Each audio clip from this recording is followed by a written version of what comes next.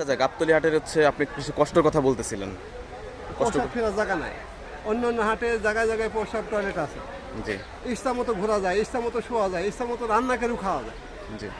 আর এখানে কোনো ব্যবস্থা নেই। আরেকটা ব্যবস্থা একটাই, হাট মালিকের সব। আর ক্রেতারা যারা আসবে, এই কোটি কোটি কোটি টাকা সম্পদ নিয়ে আসবে, তারা মানে পাগল হয়ে যাবে এখানে এসে। আমি দেখছি আর কি সেই হিসাবে। না, একটা কথা বললেন যে মানে গরু মানে বাঁধলেও নাকি টাকা দেওয়া লাগে। হ্যাঁ, কেমন কি দেওয়া লাগে? এখানে মানে যাইতেও কাটে, আসতেও কাটে। তো ক্রেতারা দেখছে যে যদি এই গরুর দাম এখানে আমি ওই বাড্ডায় যদি 7 লক্ষ 8 লক্ষ টাকাও বেশি, তো আমার লাভ। এখানে 9 লক্ষ টাকা বেশি লাভ। কেন? ওই যে বিভিন্ন খরচা আমার সমান হয়ে যাচ্ছে। আগে তো 8,000 চলে গেছে। হুম। আগে 8,000 চলে গেছে, পায়খানায় যায়, পেচ্ছাবখানায় যায়। এখন তো ঘাটের থেকে থেকে যায়, এখন আমাকে এখানে 1 টাকায় 3 টাকা নেওয়ার লোক আছে সব। ক্রেতাদের ঠিক কীভাবে চুষি নিতে হবে, পারলে সবটুকুই নিত, পারে না তাই।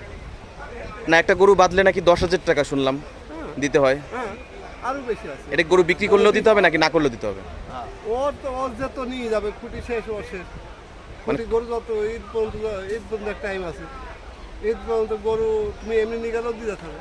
এমনি নিয়ে গেলেও টাকা দিয়ে দিতে হবে। আমি যত লস খাই তাকে দিয়ে থাকি। ও আচ্ছা, তার টাকা কোনো লস নাই, কিন্তু আপনি তার লস খেলে কোনো- লস।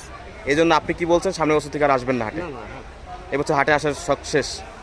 কটা নিয়ে আসছিলেন গরু? ইঞ্জেকশন 60টা। এটা হচ্ছে 8.5 লাখ টাকা চাওয়া দাম। তারপরেরটা একটু যদি বলতেন দামটা। ওটা 360 করবে।